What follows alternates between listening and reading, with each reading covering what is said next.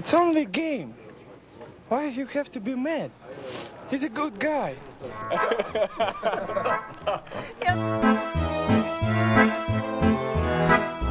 Man, I want to be goalie now. No, I'm a backfire. Okay, great news. I'm not playing tomorrow night, and good news, we have a chance to win the game tomorrow. You know, I'm not afraid of anything. I'm afraid of bear, but bear in the forest.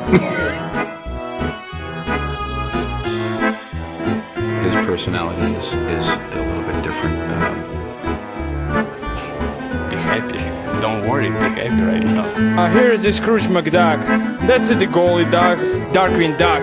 It's a Daffy Duck. It's a funny. It's like The solar system is so humongous big, right? But if you see the big picture, our galaxy like small, tiny, like dot in the universe, like who is more weird? In the century-long history of the NHL, there have been plenty of abnormal and weird personalities.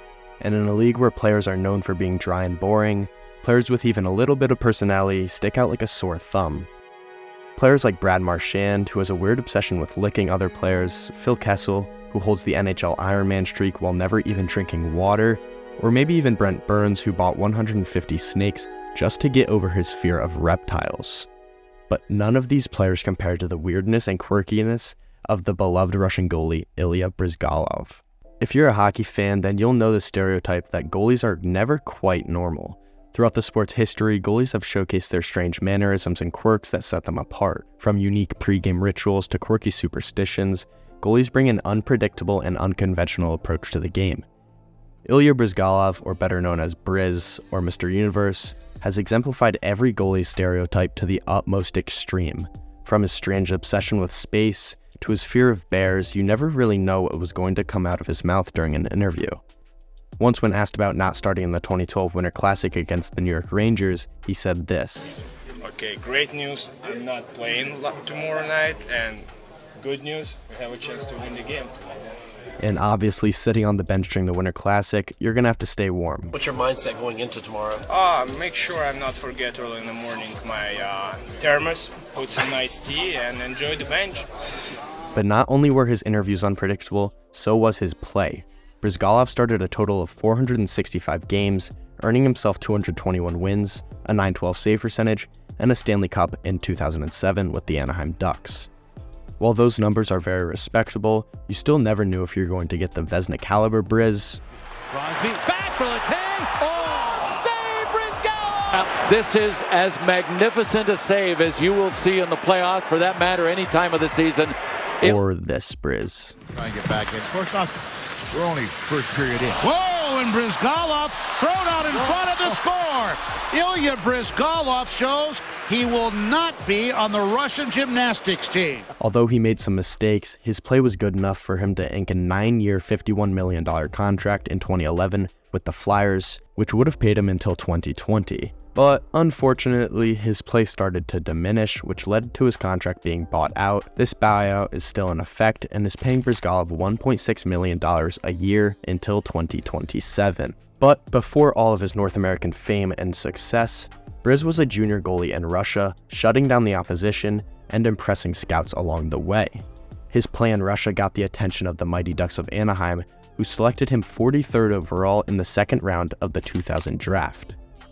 A year after the draft, Ilya would make his North American debut during the 2001-2002 season, where he played games with the Mighty Ducks of Anaheim and their AHL affiliate team, the Cincinnati Mighty Ducks.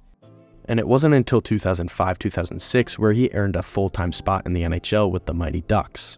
He was the full-time backup goalie to his partner Jean-Sebastien Giguère. While he was an effective backup goalie, he was not recognized for his play, but instead for his peculiar personality. Fans and players of the NHL were first introduced to Bryz as he had his famous interview about Chris Pronger returning to his former team in a game against the Oilers. After winning a Stanley Cup with the Oilers, Pronger requested a trade out of Edmonton to the Ducks, and fans were not happy. And this is what Bryzgalov had to say about the whole situation. That's a hockey, you know, it's only It's only a game. Why you have to be mad? He's a good guy. He may be tired to live here, and because here is in November month is a minus 32. Could you imagine? It's 8 months in a year snow.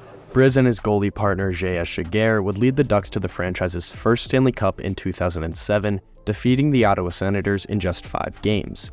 Bryzgalov only started 4 games in those playoffs, but played very well, sporting a .922 save percentage and a 3-1 record. And the more time he spent on the team, the more Bryz started to love Ducks. Here is this Scrooge McDuck.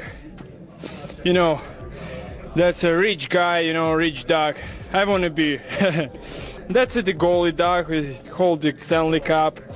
I would like to do that, you know. Darkwing Duck. Darkwing Duck is a hero. That's I am too, you know. It's a Daffy Duck. He's a funny. It's my character, you know, like a little bit goofy attitude, you know. I like jokes, you know. I like be funny, you know. Ilya's fun-loving and funky personality would continue to shine as his numbers continued to rise, proving himself as a reliable goaltender and not just a backup. With the Ducks, Bryzgalov played in 124 games with a 52, 45, and 13 record, while putting up a .915 save percentage.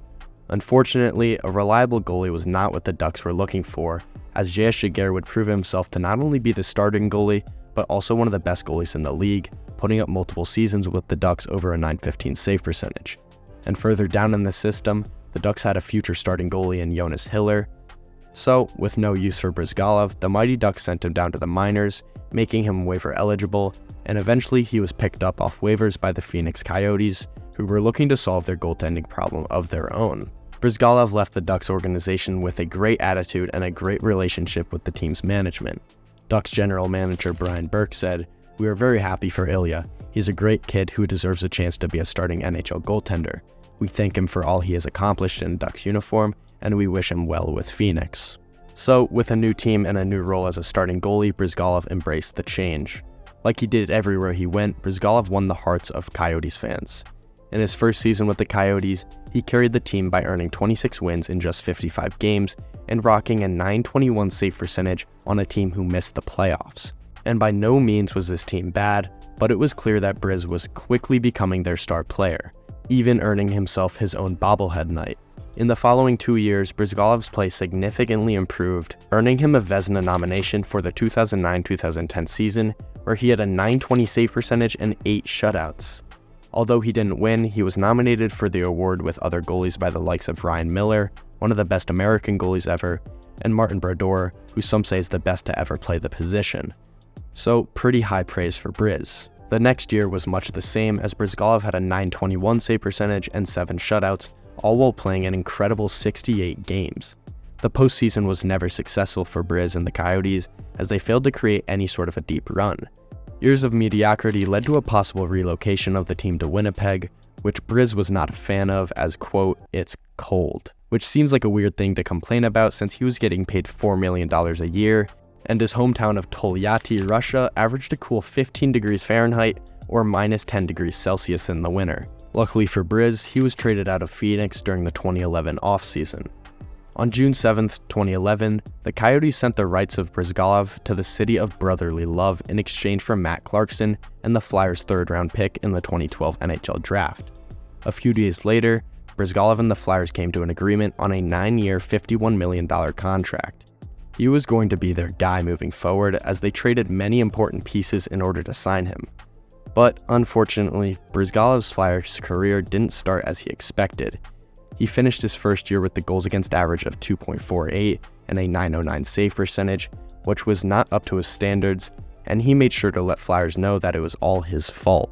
You know, I have zero confidence in myself right now. You're probably gonna throw the ball instead of puck, and I'm gonna stop it. I'm terrible. I want to apologize in front of the fans, in front of my teammates, and I don't know what's going on. I have no answer for you guys, and I thought this last game in Montreal was nothing's happened in the worst, but today even worse. Now, we've seen NHL players come out and say that they needed to be better, but there's never been anyone more transparent and open about his play than Bryzgalov. He was honest and he just said what was on his mind, even if it was comparing Huskies to women. So you're comparing women to your Huskies? My husky basically, she's a hot girl, man.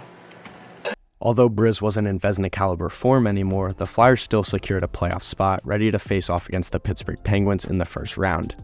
The matchup promised an intense rivalry between two Pennsylvania teams, with one boasting the world's best player in Sidney Crosby. However, Bryz remained unfazed by the challenge, as it was the Bears that truly scared him. What's the biggest threat that the Penguins have? You know, I'm not afraid of anything. I'm afraid of bear, but bear in the forest. Despite the great efforts of Penguins fans, bears in an ice rink were far less intimidating than those in the forest. Bryz and the Flyers beat the Penguins in just 6 games in the first round, but maybe Bryz should have been a little more cautious of the Devil, as the New Jersey Devils bounced the Flyers out of the playoffs in just 5 games during the second round. Bryzgalov followed this playoff exit with another poor season, and he was bought out just 2 years into his 9-year deal. No one really knew what had happened to Bryz and why he played so poorly in Philadelphia. Perhaps he struggled to adapt to the change of scenery, or perhaps he simply didn't get enough sleep. Oh, never mind, that wasn't it. He was catching up on sleep on the bench. With the buyout, the Flyers saved $5.6 million a year for the next 7 years, paying Bryzgalov roughly $1.6 million over the next 14, which adds up to $23 million, 2/3 of the original contract, and to this day, Bryzgalov is still being paid by the Flyers. It didn't take long for Bryz to end up back on an NHL roster, as he was picked up by the Edmonton Oilers on a 1-year, $2 million deal.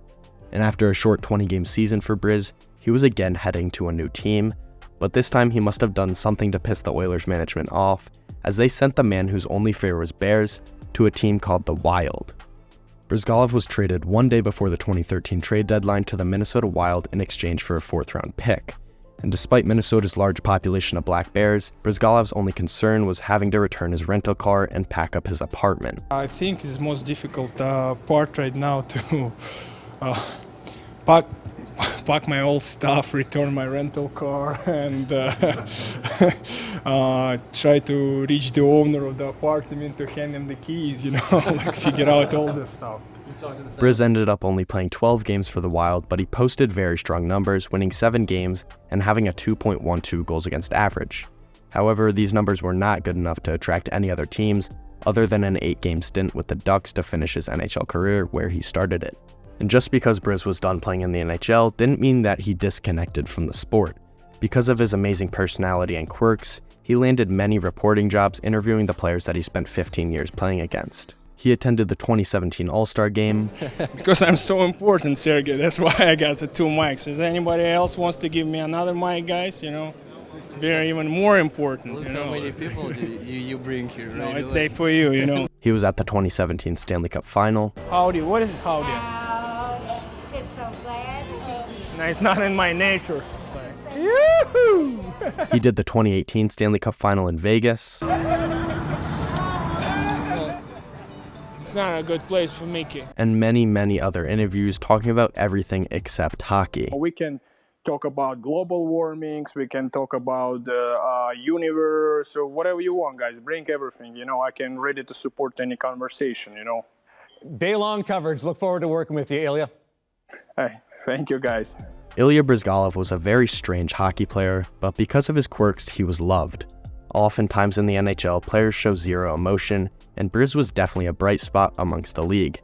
And maybe, just maybe, one day he can get over his fear of bears. No, I'm a bad liar.